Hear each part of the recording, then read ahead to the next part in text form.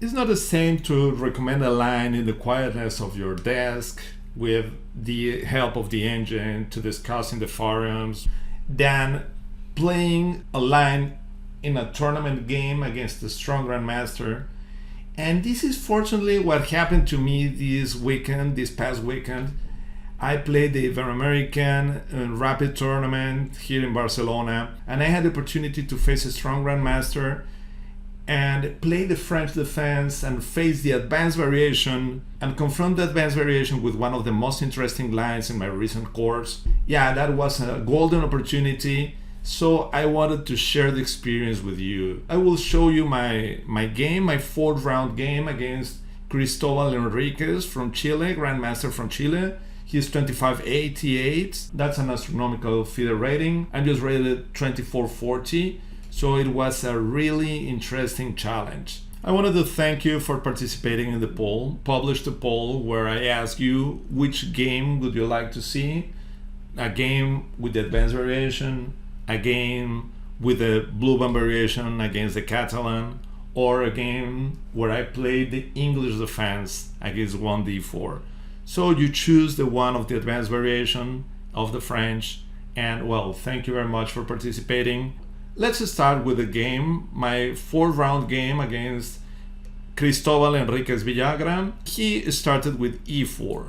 Now e6, the French defense, of course, d4, d5, and he chose the advanced variation.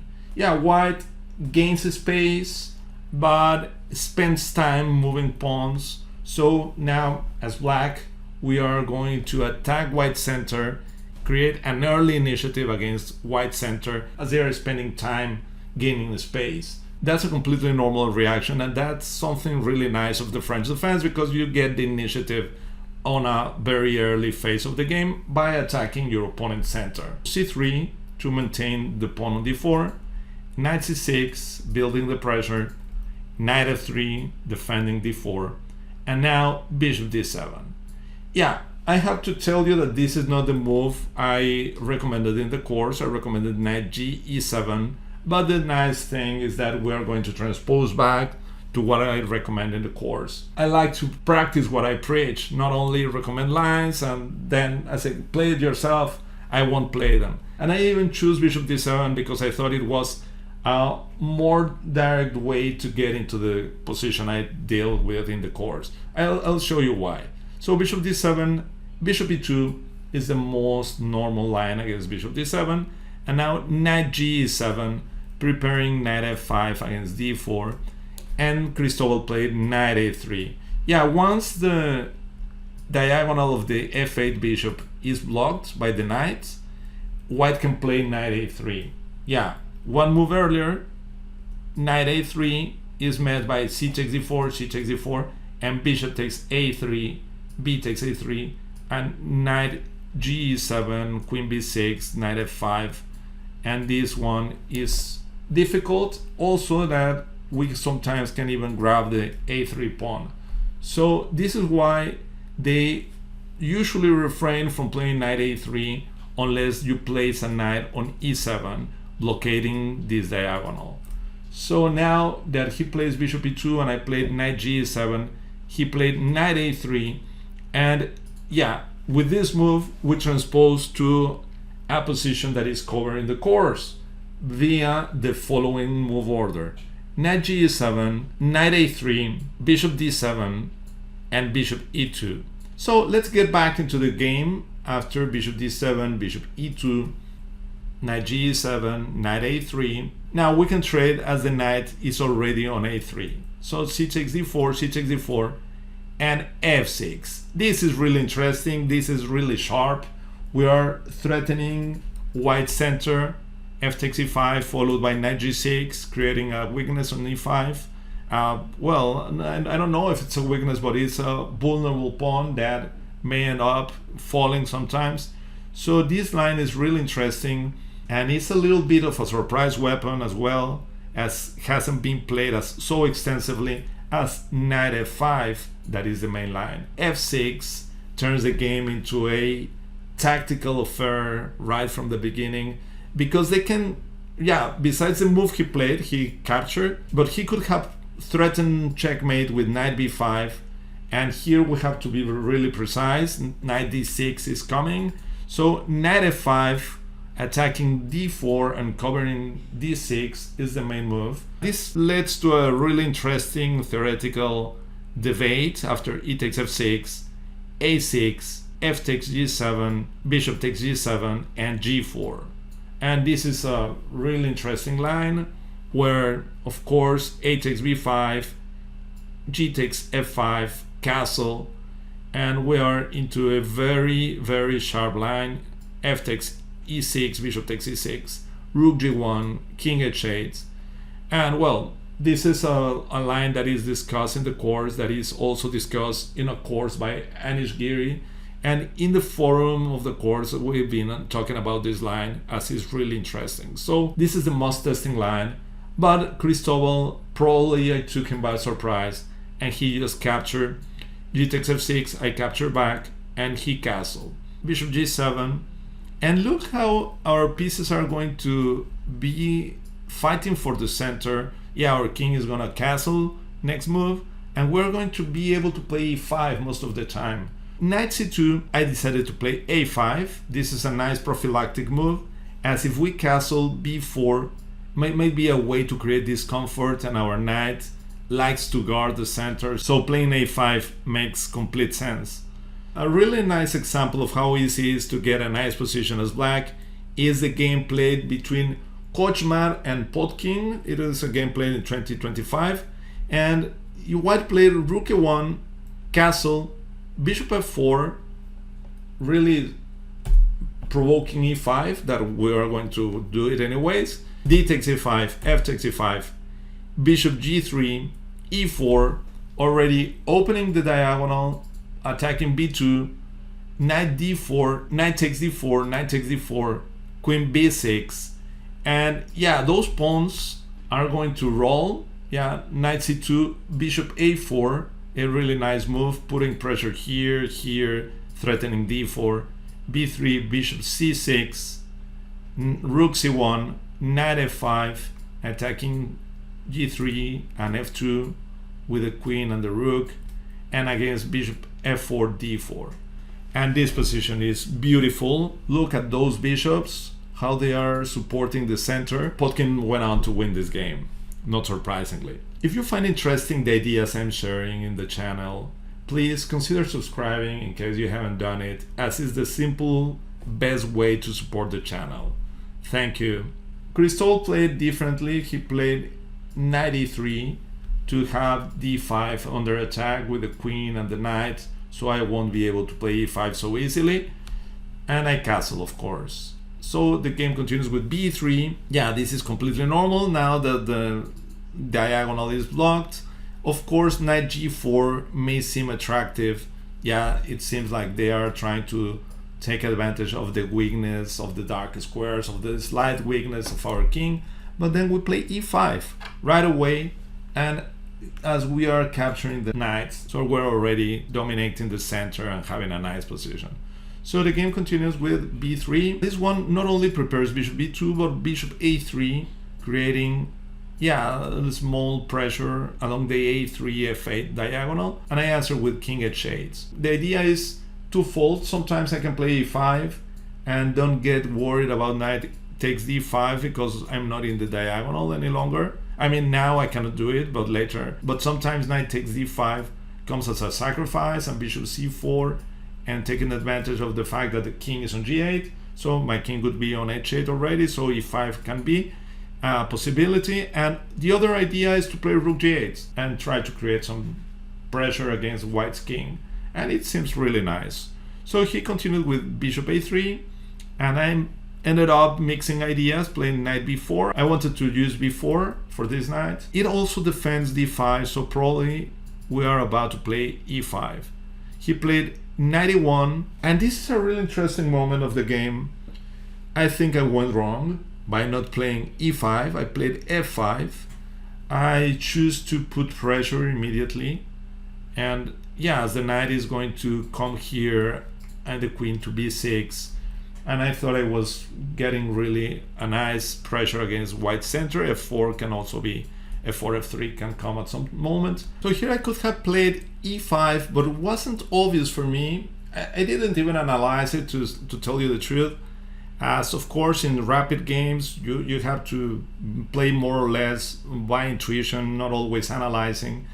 And the thing here is that after d takes e5, f takes e5, bishop takes b4, a takes b4, knight takes d5, what seems to win a pawn, is not great for white for many reasons. Sometimes even knight takes d5, queen takes d5, and bishop c6 is even good enough to have a really nice position. Queen takes d8, rook takes d8, and we're about to invade, and e4 is also coming, and of course the pawn on a2 can fall. That was a really easy way to get a nice position.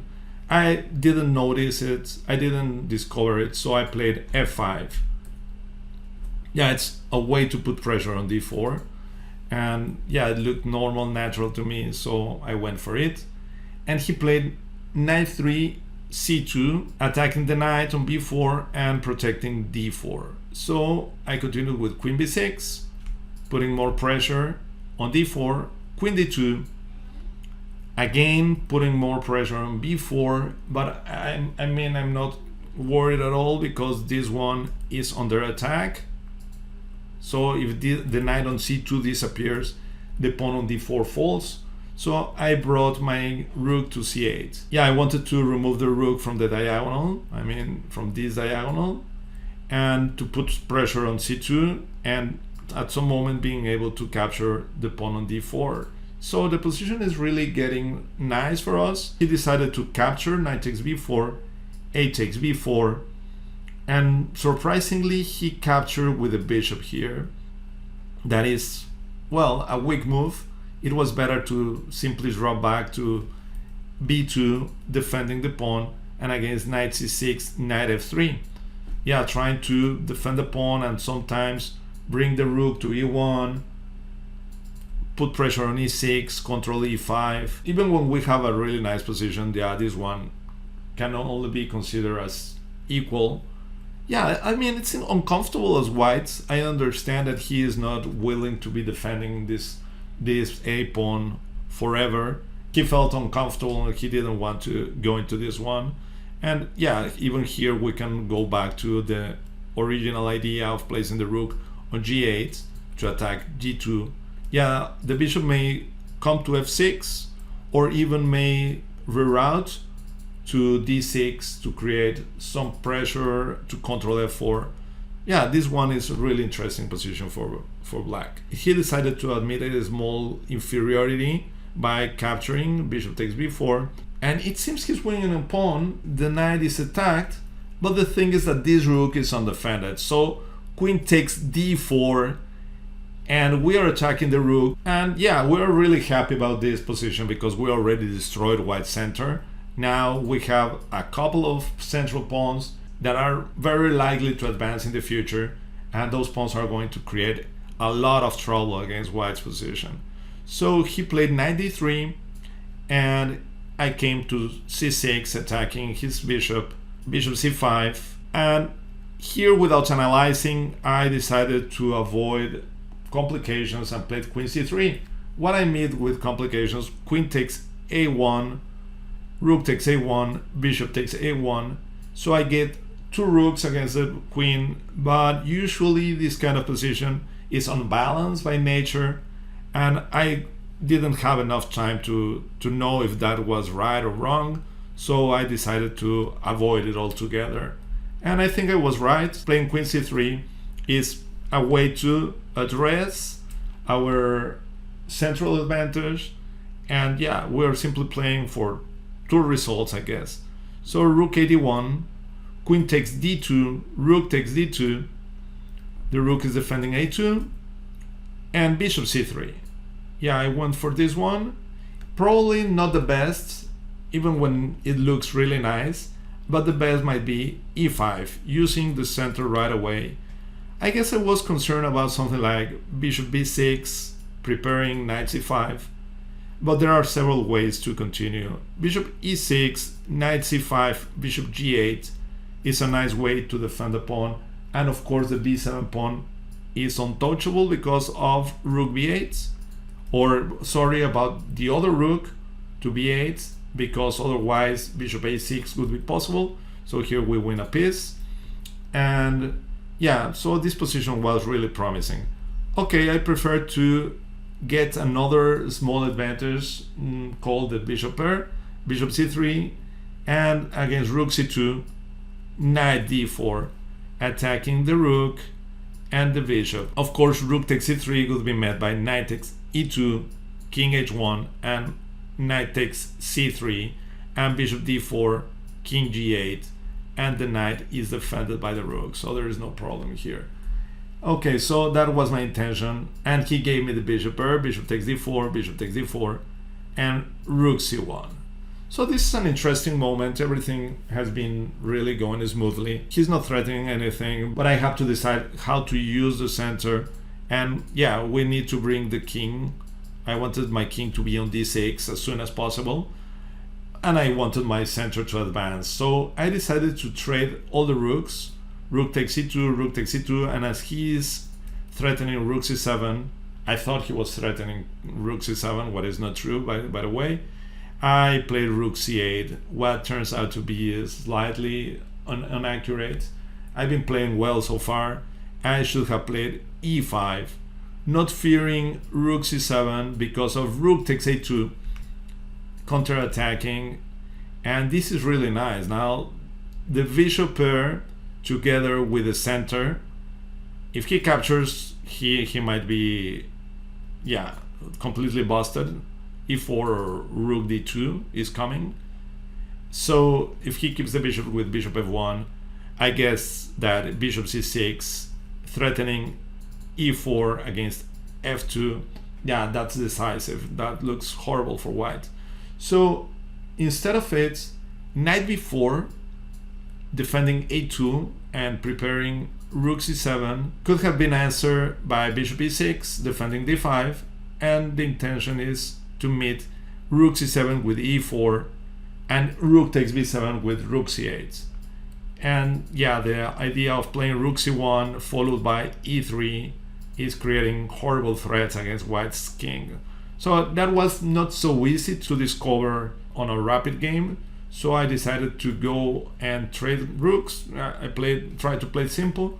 He traded bishop takes and bishop f3.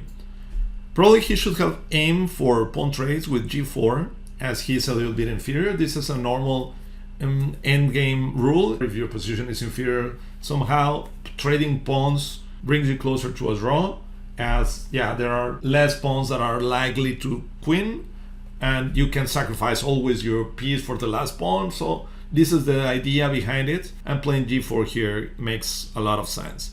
But he played bishop f3. He's just trying to stop e5 from coming as d5 is attacked, and brought my king. He played king f1. His intention is to come to e2. I played b6, trying to attack his pieces in the diagonal.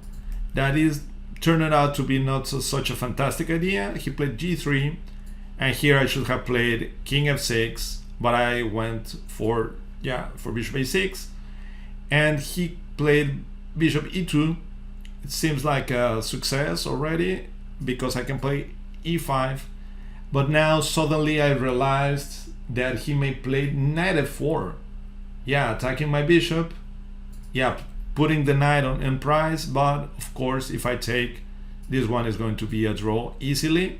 Yeah, different colored bishops, and yeah, I have absolutely nothing to play for, so I may offer a draw. And in the case of capturing this one, knight takes e2, bishop c5. This one is closer to a draw than what happened in the game. Even knight c3 and knight a4. And yeah, this is not such a nice thing. I mean, this one, so this line wouldn't give me so much winning chances, I guess. Okay, anyways, I have a bishop and there are pawns on both sides, and we have already a passed pawn. So there are some chances, of course. But okay, let's continue with the game. Knight b4 was played, and here I played bishop b7. I don't want to trade my bishops. Bishop b5, he's trying to activate his pieces, trying to play bishop c6 or knight c6. So I came with the king e2, and this is a pretty nice moment where I could have made something better than what I did. I played e4, and I think bishop c3 was way better. Now after the knight moves, knight c6, now I can play d4. And yeah, this one is getting really interesting now, as my next move might be e4. Why not play e4? Yeah, this one is also good according to the engine, but something that is not so clear for me, at least, is king e3. Now the control of d4 is on white's hands, unless I play bishop takes c6, bishop takes c6, d4, king e2, and king e5. So yeah, we have a beautiful couple of pawns, but the different color bishops can give white some drawing chances. Am I right? Or this is simply winning for black? Unfortunately, I played e4, and now the game enters a phase where, yeah, there are a few chances to win.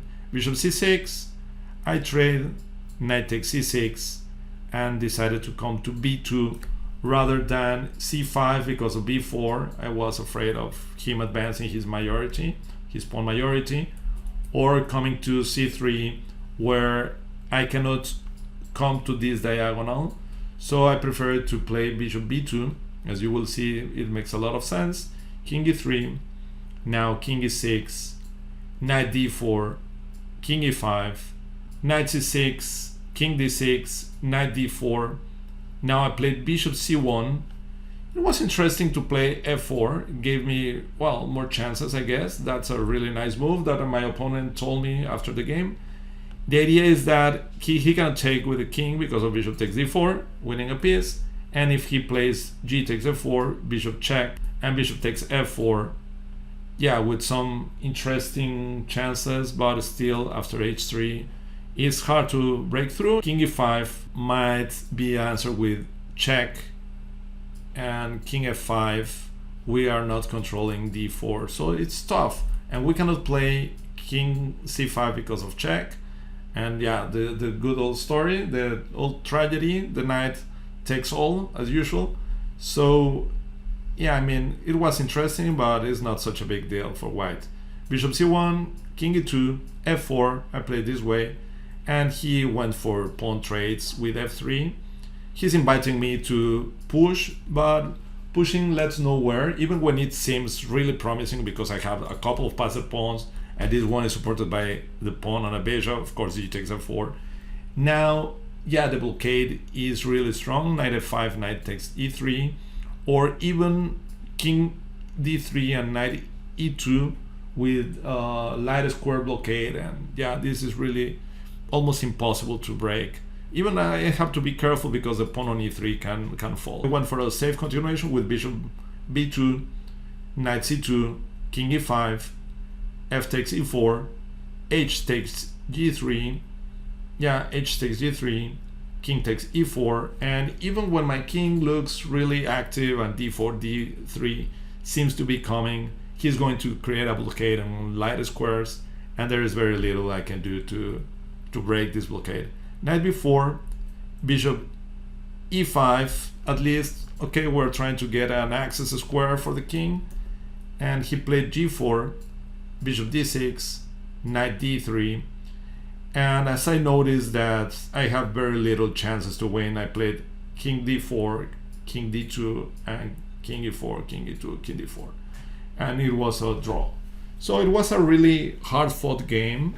I was happy about the fact that I could play this line, a line that is a really important piece of my French defense course. It's always nice to have the opportunity to face a strong player with, yeah, a line that you have prepared so much. So yeah, I hope you can use it as well in your games. And this game gives you an idea of what we are facing. And I recently said in the forum that the whole line was a surprise weapon. And the way he reacted against f6, you can see that it really is. I mean, if I have played knight f5, I'm sure his preparation is much deeper than the one he chose against f6. I hope you enjoyed the game, and thank you very much for your attention.